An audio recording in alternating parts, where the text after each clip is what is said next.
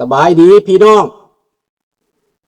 ลูกหลานลาวไทยหัวใจเดียวกันเพื่อเสรีภาพและประชาธิปไตยทุกท่านยินดีต้อนรับทุกท่านเข้าสู่รายการเสียงประชาชนลาว Voice of the Lao People สบายดีโลวันสบายดีสงเนาะยินดีต้อนรับทุกท่านเข้าสู่รายการเสียงประชาชนลาว Voice of the Lao People เนาะ Bienvenue à toutes et à tous Welcome to everyone สวัสดีครับสบายดีทุกท่านขอห้องเพลงศาสตร์ก่อนเนอะศาสตร์ลาวตั้งแต่เดิมมาขึ้นสื่อลือซาอยู่ในอาซี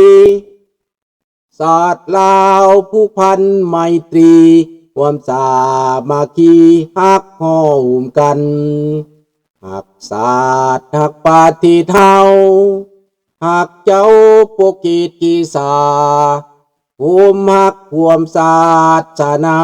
แต่บูหันมาหักษาดินแดนบ่ให้สัตว์ใดมาล้วนหาบีลบกวนหยัดแย่งสิ่งเอาพายคืนเขามารู้วุ่นวายสู่จนตัวตายต้านทานศัตรูสวยเสือจูเลือดเนื้อเสื้อเผาพื้นฟูกูเอาบันเทาทุกกันขอเขาพิงด่าเกี่ยวคนเนาะบริเวณล่อง2 วันเลยเนาะอันคำว่าสัตว์คนเฮาถูกคนก็หูมีเสือมีควายเป็นหมู่บางตัวก็หูแสนดีเหลือล้นตัวอย่างว่าควายเฮาเลี้ยงมันยังงูคุณของคนดึงแก่คันไทยจนตัวมองมนบอกเคยได้จมสักคำเมื่อมาเทียบใจคนเฮาบางคนก็หายไปเสียยิ่งกว่าฝูงควายหวังร่ำรวยเสียจนหน้ากำตัวอย่างลาวแดงไปหลงแก้วแดงให้ความศีลธรรมจนลืมข้าวเหนียวเม็ดข้าวงามลืมคำสอนองค์พระเจ้าโธ่เอ๋ยแก้วแดงใจหายเสียยิ่งกว่าสัตว์แถมยังบังอาจญาติเอาแดนดินดอนของลาวเที่ยวฆ่าเที่ยวแกงคนลาวหนีตายป้าเอือนเป็นเป่าโบราณควันเมืองเก่าทำลายเสียได้หลงคอเพื่อนลาวหลงผิดอย่าไปเสื้อฟังคำเขามีภัยหาของเมืองลาวยิ่งกว่าลาวนี้จะมีหรือบ่น้ำตาลาวไหลเป็นน้อยเป็นพันก็เพื่อหวังหล่อว่าอยากจะเห็นเมืองลาวนี้ก็สั่งตัวเพื่อคนลาวเองขอบใจด้วยพี่น้องนะพี่น้องในมือนี้ที่ลุงจะมาเว้าในมือนี้ก็แม่นว่ามาเว้าเรื่องคนลาวในปี1973 1975ก่อนมันจะล่มก่อนมันจะขุ่นล่มก่อนมันจะทำลายก่อนมันจะหักหลังก่อนมันจะทรยศสบายดีโรเบิร์ตสบายดีสงเนาะสบายดีโอโปพวกมันวางแผนทรยศถึงมันกินน้ำสาบานอยู่วัดองค์ตื้อพวกมันก็ทรยศได้พวกมันก็กลับลำได้พวกมันก็ปีนได้พวกทรราชคือพวกไกรสอนสุภานุวงศ์และพรรคพวกคำไตหมู่นั่นแหละพากันทรยศชาติลาวหักหลังเพื่อผลประโยชน์ของแก้วของจิกและรัสเซียนี่ในปี1973พี่น้องตอนนั้นข้าพเจ้าอายุ20 กว่าปีนะ20 ปีละ21 ปีละเท่านั้นประมาณนั้น73 74 75นะ18 19 20 ปีละไปประมาณนั้นความหวัง ความต้องการความว่าหนุ่มสาวในเวลานั้นหลวงหลายปัญญาชนเป็นปัญญาชนแล้ว18 ปีขึ้นไปพี่น้องมีการศึกษามีความรู้แม่นบ่ท่านวงสวรรค์ท่านโรเบิร์ตทุกคนเต็มไปด้วยความหวังผู้ใดได้เข้าเรียนวิทยาลัยแล้วได้เข้าลิเซ่หมายความว่าสุดยอดของการเรียนการศึกษาในลาวและข่าวนั้นนักศึกษาคนหนึ่งอย่างน้อยปากได้ภาษาฝรั่งเศสหรือหลายคนก็ปากได้ทั้งอังกฤษจบบักออกไปแล้วจบได้ภาษาอังกฤษได้ภาษาฝรั่งเศส2 ภาษานักศึกษาลาวในเวลานั้นมีคุณภาพมีความรู้มีความเข้าใจทั้งด้านการเมืองสำหรับจะปกครองสำหรับจะอยู่ร่วมกันความสงบสุขยาบ้าบ่มีลั่วเลงบ่มีน้อยนักสิมีในวัยหนุ่มนักศึกษาปัญญาชนเขาหวังแต่อยากให้มีสันติภาพอยากให้มีความสงบเต็มเปี่ยมไปด้วยความปรารถนาดีเต็มเปี่ยมไปด้วยความหวังอันปวดฟื้นเรียกห้องให้ทั้งสองฝ่ายที่เป็นคอมมิวนิสต์ออกไปอยู่ป่าและอยู่ในเมืองบ่อยากเห็นการฆ่าฟันลันแทงบ่อยากเห็นการล้มการตายบ่อยากเห็นการแตกแยกพระเจ้ามหาชีวิตลาวพยายามรักษาความสัมพันธ์ไว้รักษาน้ำใจมิตรภาพไว้จะโตนเข้าป่าก็ตามจะเป็นฝ่ายใดก็อย่าให้เจรจาให้สร้างความถูกต้องปรองดองกันมาตลอดกฎเกณฑ์ความแนะนำความเรียกร้องคำเสนอของพระองค์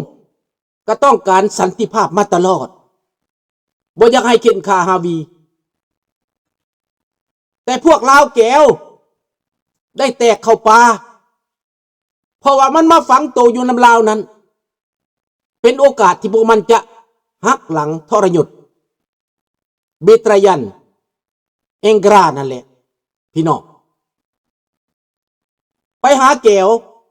บักโฮจิมินห์สร้างปั้นพวกมันขึ้นมาให้ทำลายชาติทำลายแผ่นดินเจ้าสวัสดีครับให้ทำลายชาติทำลายแผ่นดินทำลายประชาชนลาวทำลายความหวังยิงสาวหนุ่ม1973-74พวกท่านจะเห็นการเคลื่อนไหวของหนุ่มสาวยิงสาวลาวหนุ่มสาวเต็มไปด้วยความหวังเต็มไปด้วย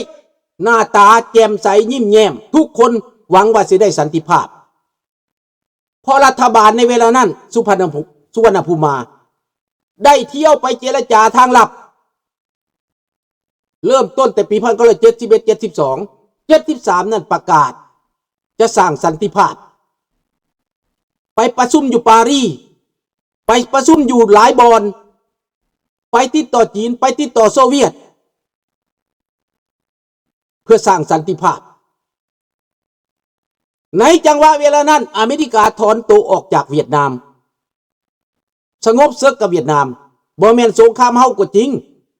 แต่มันเกี่ยวข้องพวกแก้วหัวขอด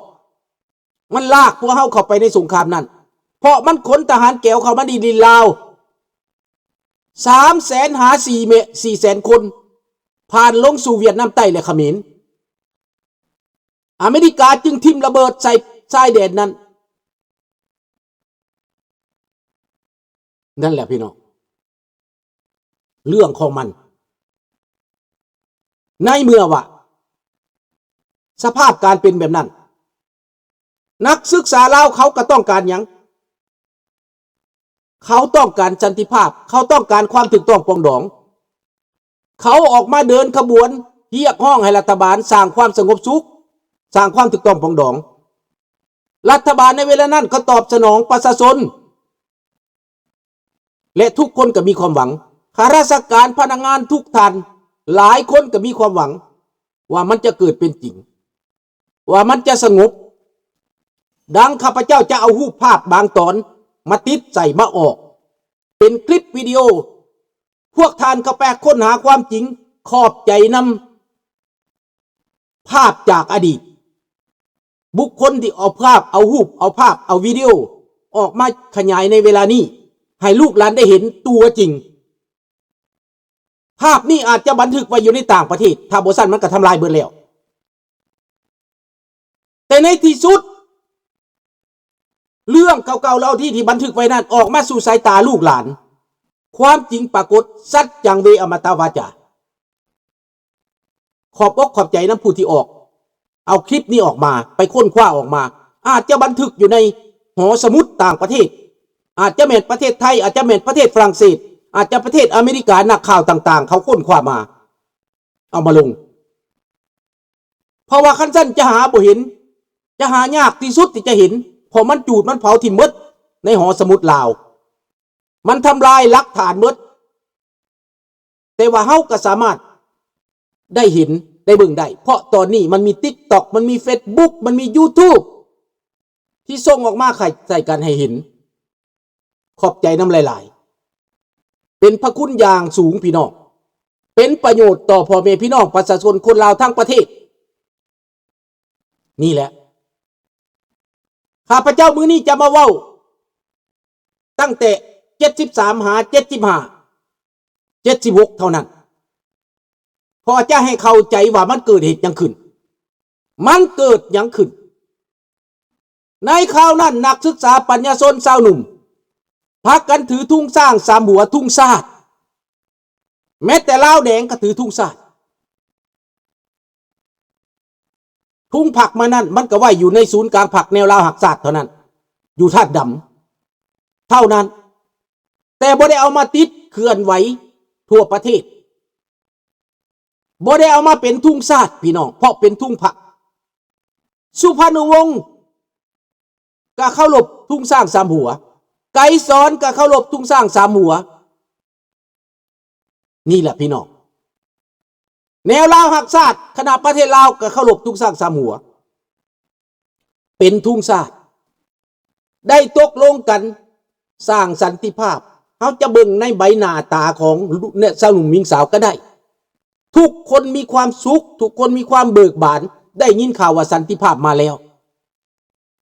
ทุกคนเบิกบานได้ยินข่าวว่าถูกต้องกันแล้วจึงสร้างตั้งรัฐบาลผสมสั่วข้าวแห่งชาติ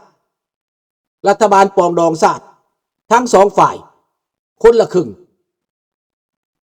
ผู้หนึ่งเป็นรัฐมนตรีผู้หนึ่งเป็นรองถ้าฝ่ายนั้นเป็นรัฐมนตรีฝ่ายนี้เป็นรองถ้าฝ่ายนี้เป็นรัฐมนตรีฝ่ายนั้นเป็นรองซับกันอยู่ในรัฐบาลเพื่อจะแก้ไขปัญหาวิกฤตและเพื่อสร้างสันติภาพเพื่อจะสร้างความถูกต้องปรองดองเพื่อจะสร้างความสงบสุขเพื่อจะพัฒนาชาติร่วมกันนักศึกษาในเวลานั้นเป็นส่วนสำคัญของบ้านเมืองพอได้รับการศึกษาประชาชนส่วนใหญ่ก็บ่ฮู้เรื่องเขาโฆษณาแล้วก็ไปพวกเป็นทหารปฏิวัติไปเป็นทหารลาวแดงนั่นแม่นคนบ่มีการศึกษาส่วนใหญ่สบายดีน้องจันทวีสบายดีสิ่งที่เราเสียสละเนาะดังนั้นพี่น้องมันก็อยู่ในยุคของข้าพเจ้าจึงเห็นกับหูกับตาเห็นความจริงเห็นการเปลี่ยนแปลงเห็นการล่มสลายเห็นการผิดหวังความผิดหวังของคนนี้มันนักหนาสาหัสมันเสียใจ